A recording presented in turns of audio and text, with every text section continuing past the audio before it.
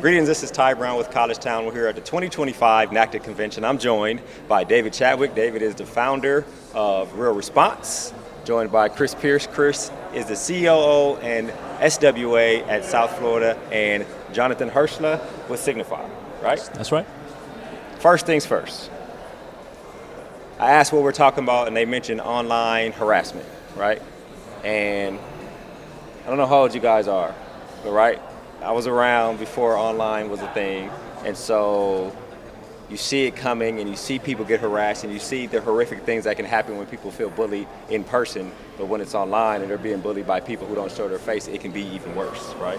So tell us about the data that Signify has, and then I want to ask you about RealResponse, because I know you have a lot to do with reporting and those types of things. Okay, well, thanks for having me. So the data that we've got is quite interesting. We've done a lot of work with the NCAA over the last couple of years, starting with March Madness last year and another 5 sports on top of that.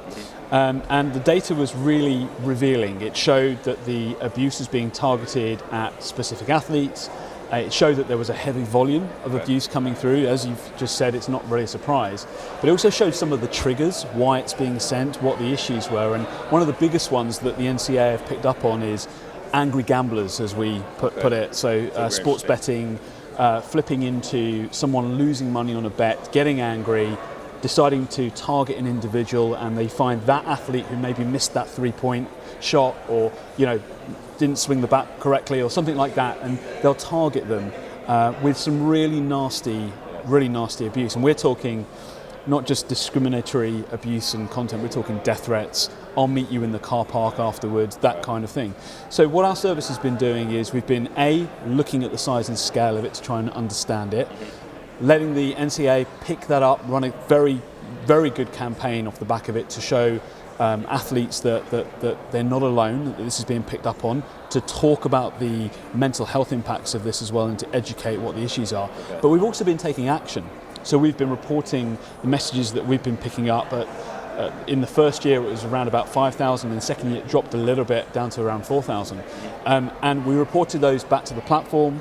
We've looked at any that cross the threshold of criminality, and those have gone through to law enforcement. And we've also worked with some of the colleges to try and identify whether or not these are accounts who are affiliated to the fan base. So therefore, if it's someone who goes to your college, maybe you can take action and speak to them, educate them, or worse if needed. So we've been doing a lot of work which has been action-based, but also really trying to understand what's going on. I find that very interesting.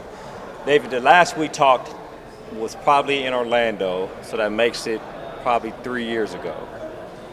And he had just got into an agreement with the company, US Integrity, I don't remember what company it was, and it was taking into account gambling into the system that is RealResponse and what could possibly happen. And this sounds like we have moved in that direction to where things have grown worse. Talk to me a little bit about this conversation we're having. Yeah, our company has always had to evolve with the emerging needs of the student athlete population. More traditionally it's been things like misconduct and harassment or Title IX issues, et cetera.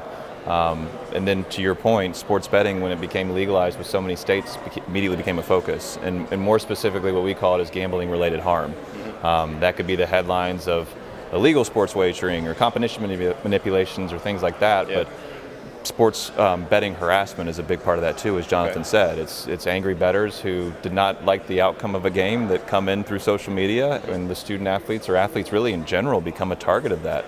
And just the horrific things that are being sent to them online is truly devastating to be able to see. And that's why we think it's so important to have groups like Jonathan's that put a spotlight on it, and administrators like Kris that are proactively addressing this on their campuses and making sure that folks understand how big of an issue this is and some of the things they can do to try to be able to prevent and address it. Yeah, that's important. Kris, you're the practitioner on the panel here. Talk to us about what you've seen, I guess, or experienced, or what you hope to not experience, right? Yeah, it really runs the gamut when you start talking about the type of experiences that student athletes have had. Yes, it's related to gambling. It's also related to a number of different, just what I'll call cyber bullying situations that run the gamut as well. So those situations sometimes can be really embarrassing for student athletes to bring forward, so it's important that we have safe places for them to report it, that they have the resources available to them to know how to handle it. A lot of times, like I said, they don't really want to necessarily tell about all the types of occurrences that are happening to them. So when they come into that safe place, then we're able to give them the resources that then they know what to do. And then the decision can be theirs. Do they want to get law enforcement involved? Sometimes that needs to happen. Certainly we want to make sure as an institution that they're safe and they're secure. So we want to make sure that either happens through the different reporting mechanisms on campus or that happens through law enforcement as well. So the student athletes have to be online a lot of times in their NIL brand and the ways that they're portraying their brands these days online. So it's not really an option to step away a lot of times is what we talk about. So we have to talk about how we step into that in the most safe, secure way and know that the resources are out there for them. They're going to be online. They have to be. Right. Yeah. And people can access them. And so this is the reality of the situation. Absolutely. Yeah. That's where a key system like RealResponse for us has been ways for us to find out how widespread the issues are. That's really key for us. So tell me how the tie between RealResponse and Signify.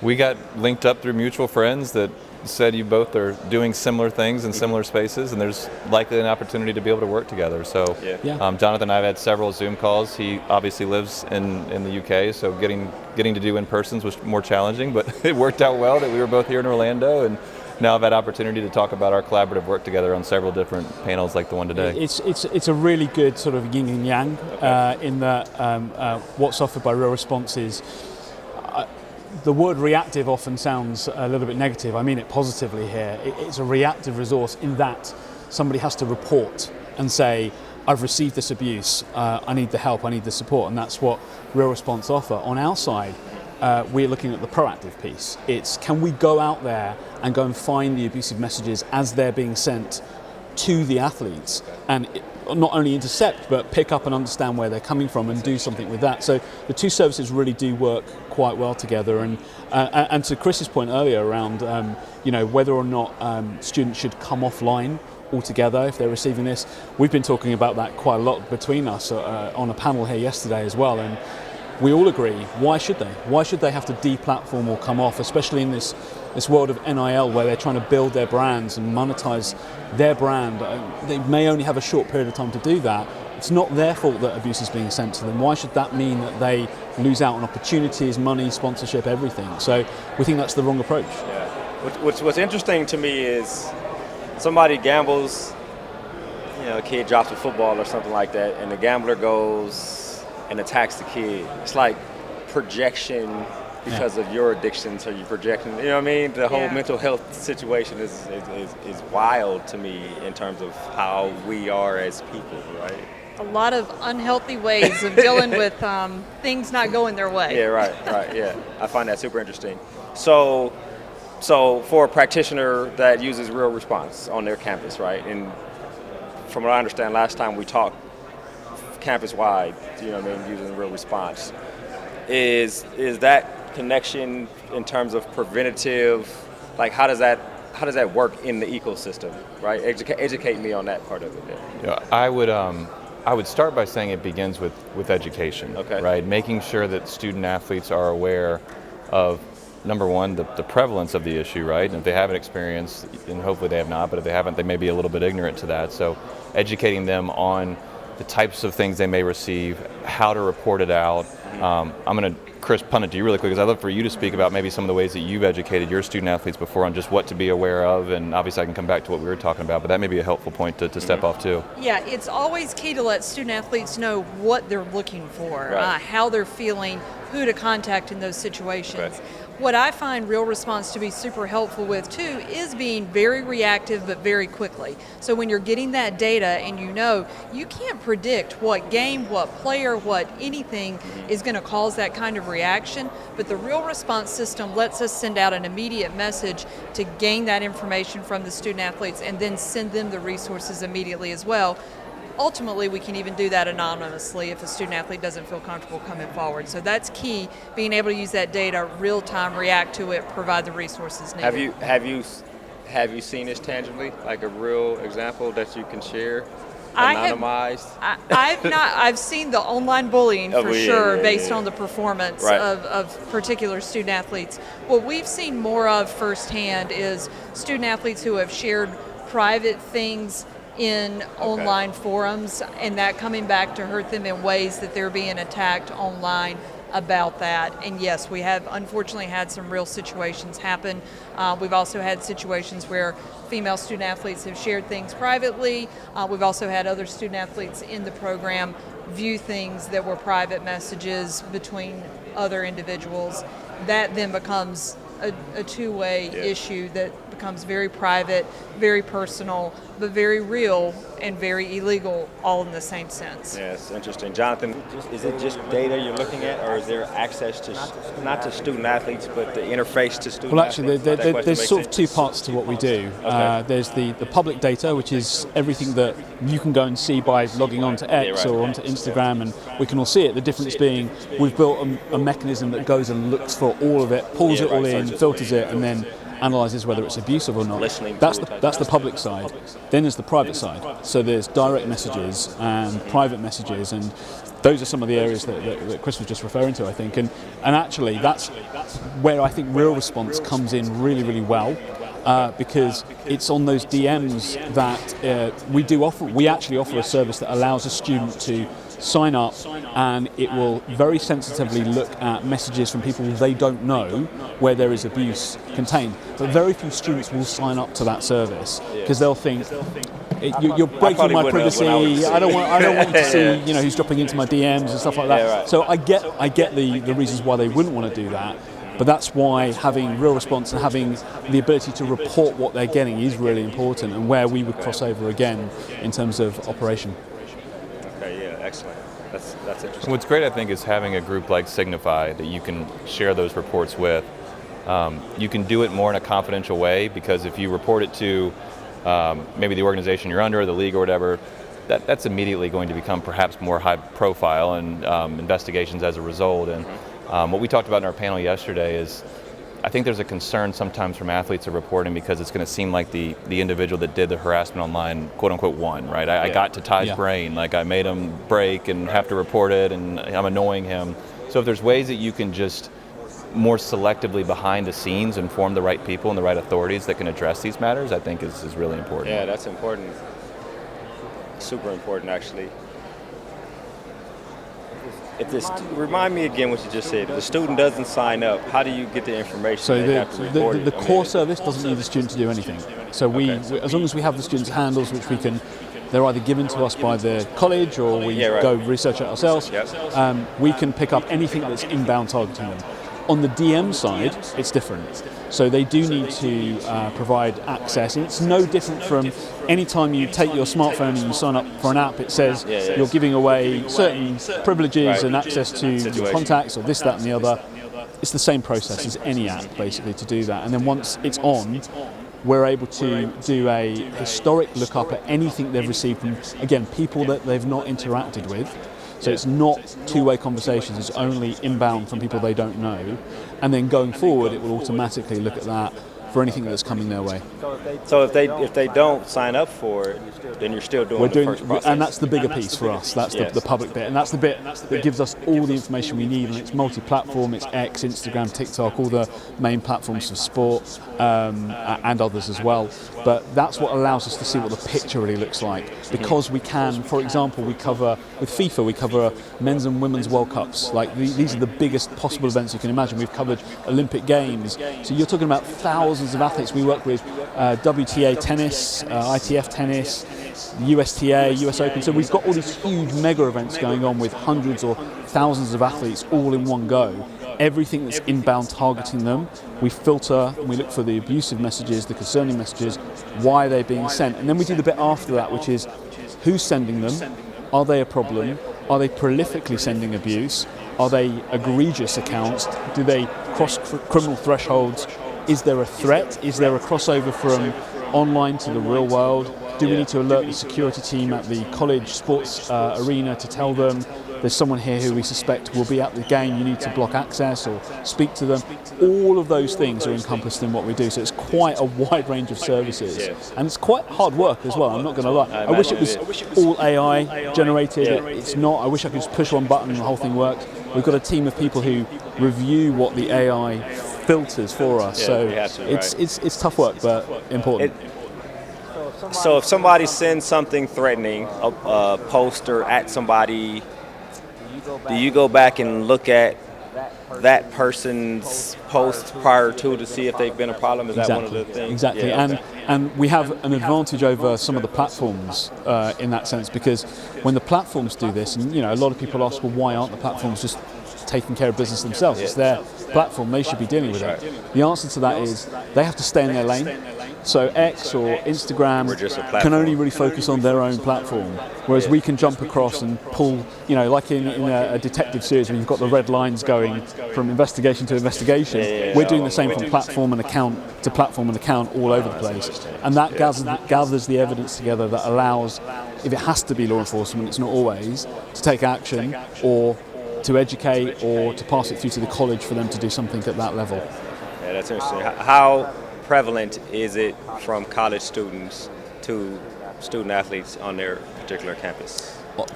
When it moves from offline to online to offline, you mean? Well, just in general, threats from college students who may be gambling on their student athletes on their own campus. We do see it. I wouldn't say it's that prevalent. I wouldn't say, okay. But we do see it. Well, students to student athletes. Yeah, we've seen plenty of that. A lot of that. Yeah. There's plenty of that, and but again, I think rather than looking at that from a negative perspective, we see it as a positive. In that it empowers the college to do something. You're giving them the information to allow them to do something, and very often that doesn't need to be a really draconian law enforcement FBI case. That can be an education piece. Pull that student aside and have a word with them and say, do you understand what you did wrong here? And explain why this is a problem. And that feeds into some of the education work that and that's the kind of the framework and the platform you've built over there, RealResponse. Right? Yeah, and we've seen institutions like Kris's do, which has just been fantastic, to, whether it's our system or something else, communicate out, here are the things that you should be looking for.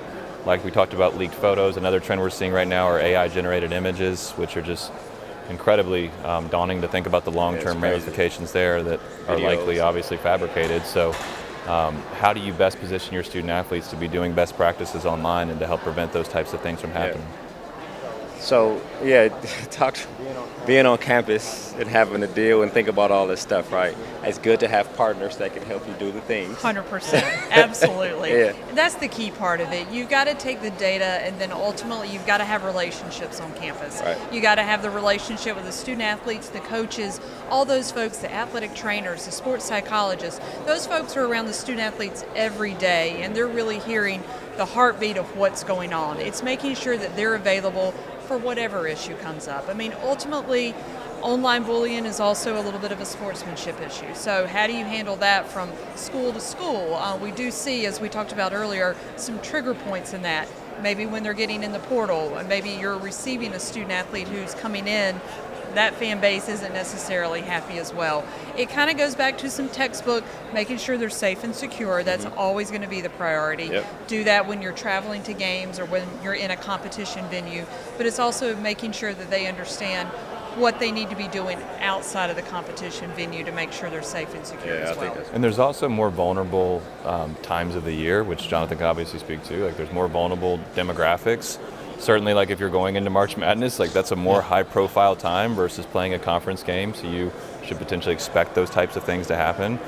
There's demographics that just tend to be more targeted on social media for just horrific reasons, right? So those are things that, again, to Kris's point, you can educate your student athletes so that they can be aware and responsive to those things. Right. I asked a couple questions here before we wrap. First, for you, being in that data space, if you receive data and you process data, a lot of times you can figure out what to do with that data and how that can help you in the future. Where do you see things going with the information that you're gathering? Well, it just helps us to understand what the picture is. I mean, the trends are there. David talked about AI-generated images. That's definitely a horizon issue for us that we're seeing happening, and we're trying to get in front of it. So whenever we see a new technique or a tactic for sending abuse, how do we get in front of that? How do we counter it? How do we educate about it? We were one of the first organizations to look at emojis being weaponized, for example. So, a banana emoji being targeted at a black athlete, or a rainbow emoji and a vomit emoji next to each other to symbolize homophobic, abuse, things like that. We were picking those up, seeing them coming through, understanding them, and then pushing that into campaign work, education work, and talking to the athletes themselves to make sure that they understand all of this. So, and the platforms, and letting the platforms understand where their gaps are, why they're not picking these things up, talking to regulators about that as well. We do all of those things. Yeah, interesting. Trends you see coming to the future. Maybe don't spill any beans on whatever new technology you're about to roll out, but tell us about what you see and what you feel coming in the space that you operate in.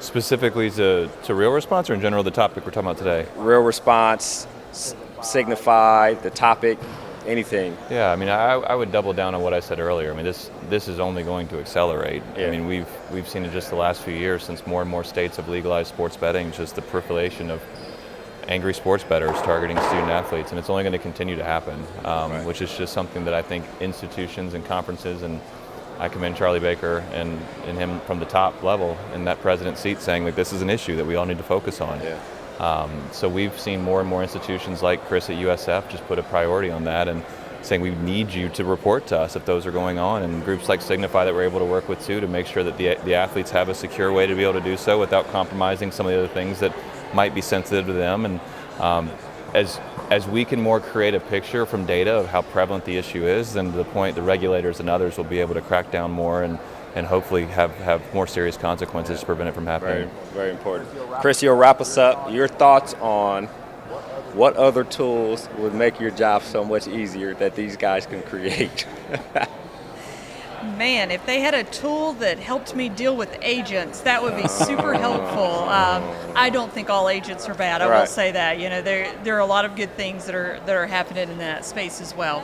But I think the more that we can use data instead of just what our own opinions are, and I think in a time where it's been harder and harder to get what real news is, what real data is, unbiased opinions coming in to help us do our jobs, anything helps us in that space. Right. So when we can go back to the data, go back to the technology, allow the choice to be the student athletes, those are always going to be the key points for us. I agree with that. Excellent. Well, David, Kris, Jonathan, this has been an excellent conversation. Really appreciate you joining us here in College.town. Thanks, Tom. Thank you. Yeah. Appreciate you. No problem. That was David Chadwick with RealResponse. Kris Pierce is the COO and SWA at South Florida, and Jonathan Hirshler is with Signify. And of course, I'm Ty Brown.